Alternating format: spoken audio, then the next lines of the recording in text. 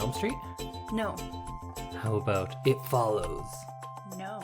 The Babadook? No. Carrie? Yes. Oh, the older one. That was kind They of did a a fun redo, one. Oh, I right? haven't seen the redo. I haven't seen the remake either. But I do remember seeing like the original Carrie and thinking it was fun. It's a lot better than the book, I think. I I think all Stephen King's, he's the opposite to the normal rule. Oh. I think his movies are always better than his books because I don't think Stephen King's very good. Because they need a heavy rewrite. He has good concepts, and then he gets bogged down in the weirdest things. Really? And if you look for it, all of them kind of racist. Huh. Every black character that's ever appeared in a Stephen King novel gets called the N-word at one point. What? I've never read one where they don't often use the word. Huh. And then Carrie gets like bogged down in some weird places. And then he's having like orgy scenes with children and it. Like, That's there's weird. a lot of odd things in Stephen King books. Did you see Texas Chainsaw Massacre? No. How about Alien? No. Aliens? No. The Others. The Others. What was that one about? Nicole Kidman, spooky. Yes, I did see that one and I enjoyed it. That was a good one. Blair Witch? No. We did Night of the Living Dead on this podcast. Nobody listened to that episode. It was one of our Really? lowest ones, and I thought it was so good. That's weird. Go back and listen to it, Everybody people. listen to it. And that brings us to, this is a podcast. Oh, It's hi. called I Love This, You Should Too. My name is Indie Spooktober, or it's not Spooktober yet, Spooktember Randawa. And with me is Samantha, hiding under the covers Randawa. That's me. Really scared of everything. And we are members of the Alberta Podcast Network, which is locally grown and community supported. And we are getting into the spooky season today. Mm-hmm. Usually we do Spooktober, Yep. and we do spooky movies all of October. Yes. But we're starting a little early because I think this comes out at the end of September still. Yeah. But we have so much spookiness for y'all Yeah. that at first I use the word y'all. Y'all. That's how you know it's spooky. So fall. It's fall, y'all. Exactly. That's what your t-shirt says as Yeah. well. And second, we have so many episodes that we had to kind of go out of Spooktober Yeah. into Spooktember. And well, we'll let you know what we're doing for Spooktober because there's a lot. There's going to be bonus episodes. A lot of them. You're going to be listening to us nonstop for a month. Or you might just not listen to us at all month because you don't care about the movies we're doing. Maybe everybody should care. Yeah, maybe you should care. Have you tried caring That came more? out a little condescending and I apologize. No, but I don't. I say lean into it. Maybe you should care. Or maybe y'all should care. Maybe y'all should care. I like that we're just doing the Southern thing now. This episode of our podcast is brought to you by Alberta Blue Cross. Alberta Blue Cross understands that running a small business is tough, and they understand that business owners in Alberta are busy. Let Alberta Blue Cross give you peace of mind with a group benefit plan. They offer health, dental, life, and disability coverage for your employees, and Alberta Blue Cross group benefit plans are easy to manage anywhere, anytime, and on any device, making it easy for you and your employees to access. To learn more and explore your options, head to ab.bluecross.ca. Well, we're going to have a couple of spoiler-free things of the week for you first. And rather than sitting and thinking about what kind of spooky movie should I pick, because there's a lot. There's so many to choose from. You have the opposite problem to me. Yeah. So what we did instead is we watched 2 spooky movies this week to kind of get in the Spooktember spirit. Yeah. So the first one we watched is a movie called His House, which is available on Netflix. It's a British movie from 2020, so it's easy to find. I really enjoyed this movie. I'd put off watching it for some reason for quite a while, but was pleasantly surprised when we watched it. First off, I'm going to try to not give anything away at this point because that's... Spoiler free? Yeah. But there are some things that I'll have to tiptoe around. But what I can say is the direction was beautiful. Mm-hmm. I really like this director. His name is Remy Weeks, and this is his debut. And I think he got nominated for a bunch of like Independent Spirit Awards. And it also got nominated for a couple of BAFTA awards. Oh, really? So it is a critically well-regarded movie, although a lot of the times the public didn't really like it, which is kind of the this is why we can't have nice things sort of thing. Yeah. But it looks great. Both of the two leads I thought were fantastic. The movie centers around a couple who are Sudanese refugees, and they've made their way to kind of project housing in England, and they get put up in this larger than normal, but still like a rundown track housing kind of place. And spooky stuff happens. I feel like that's not giving it away. You know spooky stuff's going to happen, right? Because it's Spooktember. That's true. How many times are we going to say Spooktember this episode? 17. Okay, great. And a little bit of backstory with the movie is the director had this story, and he wrote it as well, and was first contracted with the Weinstein Company. And after meeting with them, he was like, I don't think it's going to work here. They don't have they're not going for what I'm going for. I'm guessing they were trying to make it more popcorny. Hollywood, yeah. And he didn't like that. So he was in the process of being sued by the Weinstein Company for breach of contract because he wanted to go take it to somewhere that was going to honor his vision a little more. Let him make the film he wanted. And then that's when all the Weinstein stuff went down. He went to jail. Weinstein, of course. Yes. And the company went bankrupt, so he effectively got out of that contract, went to the BBC, and a BBC subsidiary bought it up, and then they got to make the movie, and I think it was for the best because it seems like he got to make what he wanted. This is a really cool movie to watch, just because it deals with cultural stuff as well as just some of your classic horror tropes. Yeah. And if you're someone who doesn't like ambiguity, especially in a horror movie, then you might not like this. But there is a big resurgence with a lot of those types of movies, like your Babadooks and such, where you're questioning what's real, what's in their head, what is just the result of trauma or PTSD. And I think a lot of these directors, and I would put Remy Weeks in that category, are saying, what's the difference? Is trauma not real? Is survivor's guilt not real? Then it is all just as legitimate, whether it is ghost or what. And this does blur lines between that. That's the only thing I'll say to give it away. But I think it is very well done. I don't think it will leave you in a place where you're like, that's it. That's a cop-out. I don't think it's one of those at all, because I think there are movies that are it was all a dream. Right. And that's silly. And dream sequences in horror movies are cheap and lazy. Although we're going to talk about a couple in the next movie. Oh, so much more in the next movies. But in this one, it's not a lazy movie, that's for sure. No. It does the work, and we were talking about serious horror and fun horror, and in the middle. This is a more serious movie. You're not going to get as much levity out of it. It deals with some pretty tough subject matter, but I don't think it's so much that it's going to prevent people from watching or kind of put you off while you're watching. And it is a nice, relatively short movie too. Yeah, it's not depressing horror movie. It deals with some real life stuff, but yeah, it's not It's not going to bring you down though. Yeah, maybe not. Maybe a little. But either way, I suggest checking out His House, the 2020 horror movie, available on Netflix and probably other places too. And Remy Weeks, where's your next movie? There's nothing listed. I can't find anything.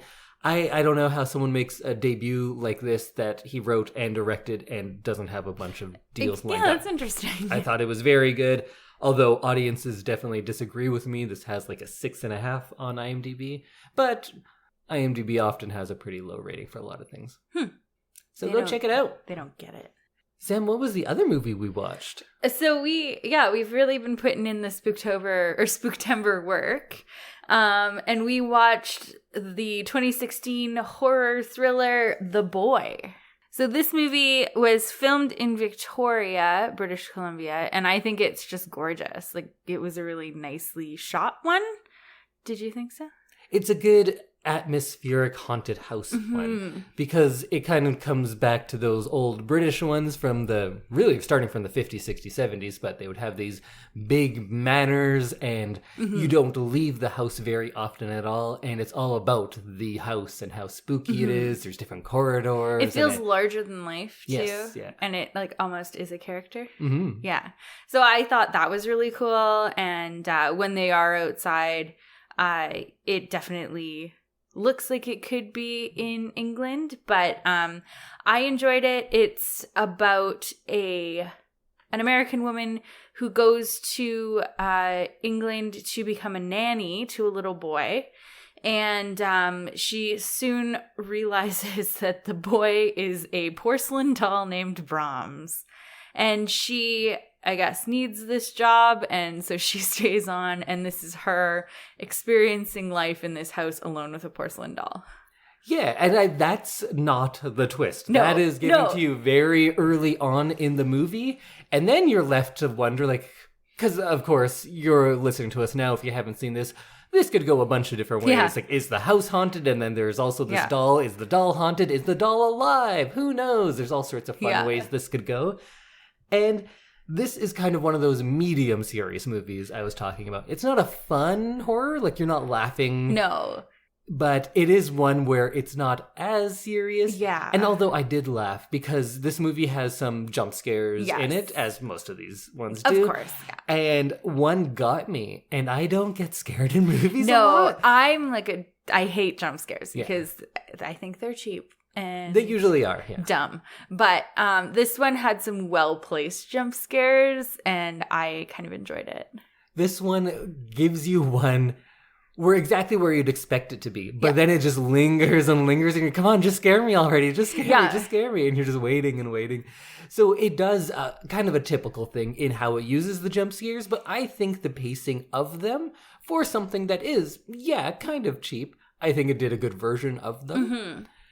And like this general kind of mid-level of serious spooky, I think it does a good job at that too. Mm-hmm. It's not a Shining or anything like that, but it's a fun one to put on that you don't have to, when you're talking about you love your beach reads, that you don't have to think too much. This is low risk. This is the horror equivalent. Like, you just put it on, you'll have a good time. You might not be thinking about this movie in a year, but you'll have fun watching it, I think. Yeah, this was a super fun watch. I don't believe it's on any streaming services right now. It might be on Shudder if you're one of those types of people. That's probably where you can find it. So it is The Boy from 2016, directed by William Brent Bell.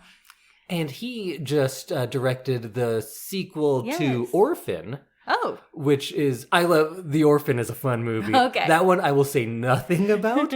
And if you were just going to take a recommendation from me about like another kind of fun, kind of serious horror movie, much like The Boy, go watch The Orphan, but don't read anything or look at a trailer or anything. Does it ruin it?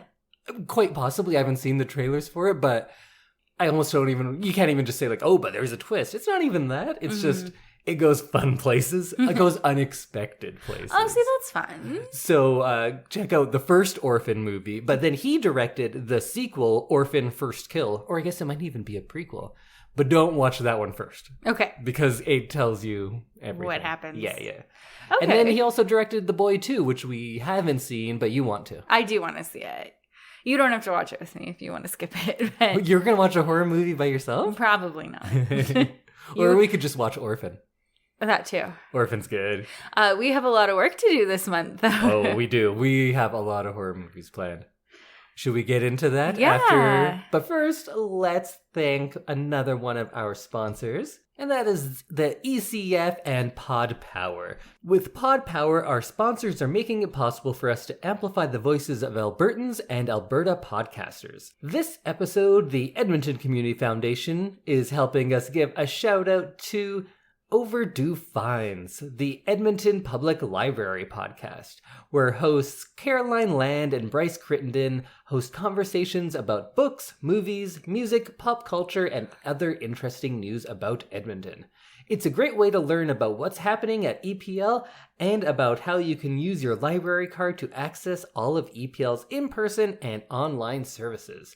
And if you do some of those in-person classes, there's a very good chance it'll be led by me. Because I do like 17 of them a week now.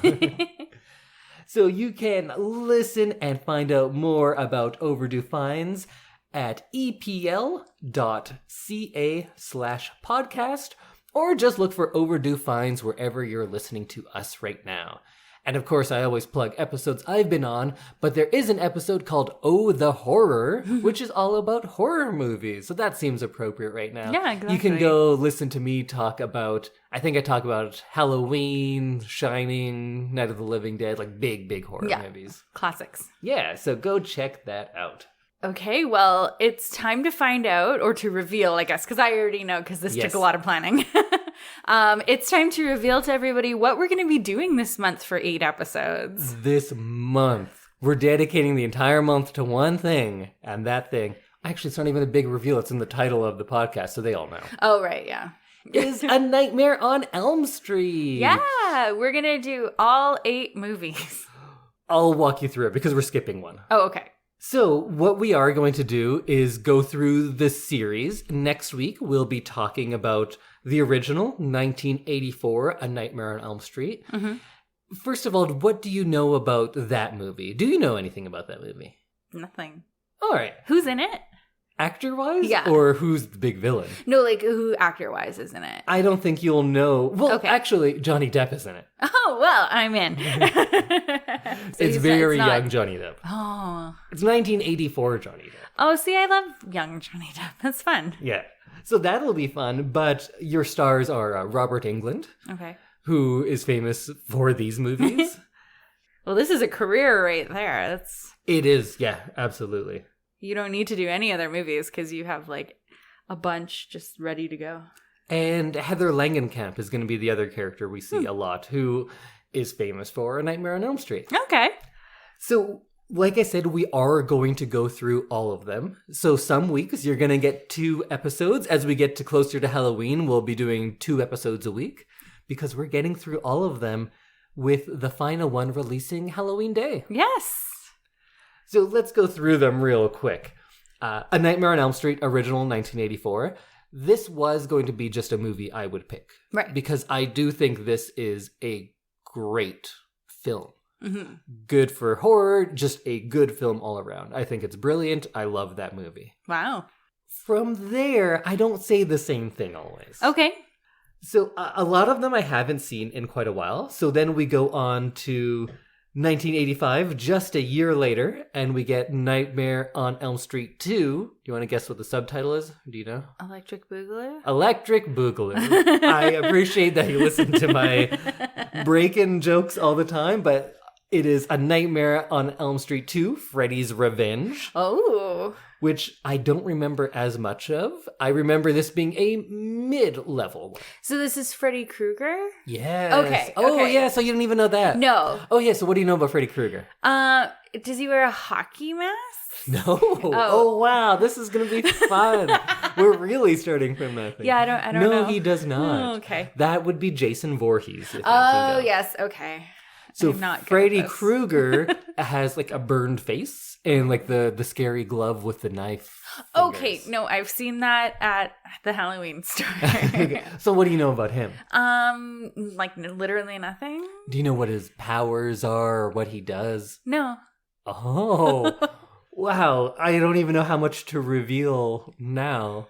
Maybe we just go fresh for everything, I guess. I do love when I get to go into something with like no knowledge. And this goes interesting places because anytime you're doing this many movies, things are going to change, right? So I think it starts off as like just a great movie, and then it gets into what a lot of big series do, and it gets kind of junky and kind of jokey. And then sometimes it comes all the way around, and now it's such a joke that it's fun again. Right. And then they start playing into the joke. Full circle. Yeah. So then we go into Nightmare on Elm Street 3, Dream Warriors, in 1987. So they did take off, I guess this was in February, so they took off like a year and a half. It was weird that it comes out in February. Yeah, this seems like a Halloween release. Oddly enough, the first one came out just after, in November. That's weird. It really is when you think about it. Seems like an odd timing. Yeah. And part 3, I recall as being, I think, one of the best ones. Oh, really? Like a number 3, I think. 2 or 3 for how good it is. Then we go on to Nightmare on Elm Street 4, The Dream Master, in 1988. I recall very little about this movie. As is the case with number 5 from 89, The Dream Child. Oh. Then you go to Freddy's Dead, The Final Nightmare in 1991. Number 6? Yes. Ah. So between 84 and 91, you get 6 movies. So it's almost every year they're putting out a movie. Wow. And then Final Nightmare, you think, well, now we're done, right? Yeah. No, we're not. Then is Wes Craven's New Nightmare, which comes out in 1994. And that's number 7. That's number 7. So this one it's not a reboot. It's not exactly a sequel. And I kind of don't want to explain what it is until we watch it. Sounds good. It starts getting meta. Oh. But in a good way. Oh. Why are you sad that it's a good way? No, I'm sad that it gets meta. Yeah, I think you'll have fun. Okay, cool. I'm fun going with into this with a totally open mind. I would say New Nightmare is either my second or third favorite. Okay. The first one is clearly the best and it's no competition. And then for number 2, Dream Warriors and New Nightmare are both, like, I think, good movies. And then there's a bunch of other stuff in the middle. Right. And Wes Craven comes back to write and direct that, which he hadn't done since the first movie. Oh. Then we are going to skip one. And that one is also, like, outside of the realm a little bit. And that is Freddy versus Jason. Oh, so they, like, combine these the two giant franchises combined a little. Dumb. Kind of, but also it's hard because these are 2 things that I grew up with. Right. Like, very much so. I watched them a lot as a kid, and I was making horror movies when I was about 7, 8 years old. And these were a very big influence on me. So to grow up with 2 characters, and they were coming out with movies so often, right? That they both have 10 movies or whatever it is. And then you bring them together. I don't think it's a good movie, but I was very excited when it happened. It seems like a bit of a, like, cash grab. Oh, yeah. Well, all movies are. Yeah. But if you heard that you grew up with the Spice Girls, you loved them so much, and now you love Taylor Swift so much, what if Taylor Swift was doing a song with the Spice Girls? You wouldn't immediately go listen to that? Yeah, I would. Of course you would. Why wouldn't you? And then you'd be like, it's not very good, but it's kind of fun that it happened. Yeah, true. Okay, you're right. So we're going to skip that one. Okay. Because you haven't seen any of the Friday the 13th movies. Right. So maybe next year we'll end up doing those. Who knows? But what we are going to finish with, and I think it comes out on Halloween Day, is A Nightmare on Elm Street, the 2010 remake. Right. So that I saw once when it came out in 2010, but I haven't seen it since. Okay. I do remember when that one came out, because I was like, isn't this old? But everything old is new again. Because we don't create new content. No. Why would we do that when there's already old things that we can rip off and repackage? Exactly. Well, I'm excited about this saga that we're about to dive into. Yeah, it's going to be a lot of work for us this month because we're going to be doing a lot of episodes. But I think outside of the first movie, that's going to be kind of a serious episode, and I'll do what I often do and talk about cinematography and the themes and symbolism of the movie. After that, though, it's going to be a lot of like, that was kind of fun. What do you think about this kill? And things like that. Because the movies change quite a bit. Okay.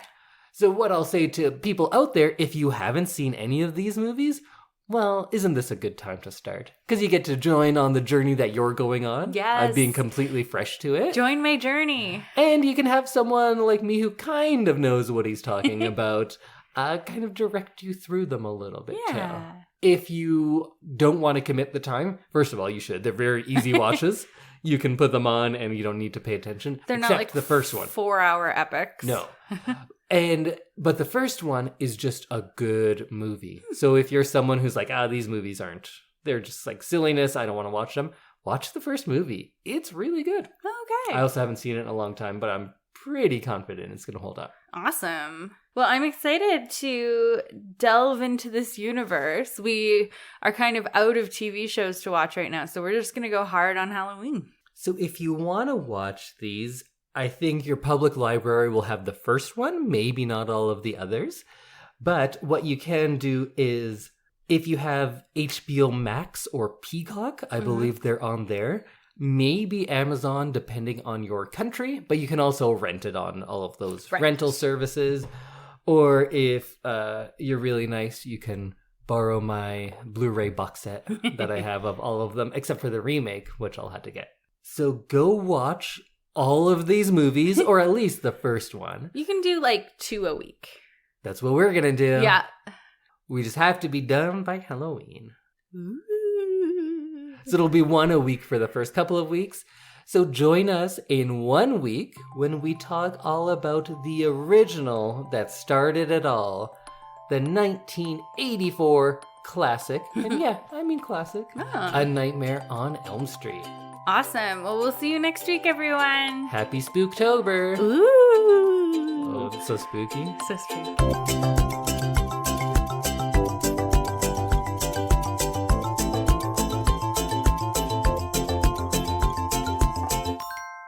She keeps doing the fingers. You've done the fingers like 12 times today. By fingers, I mean like, what are they? Are they like witch fingers? Ghost fingers? Witch fingers, probably. Okay, but the noise is a ghost? Yeah.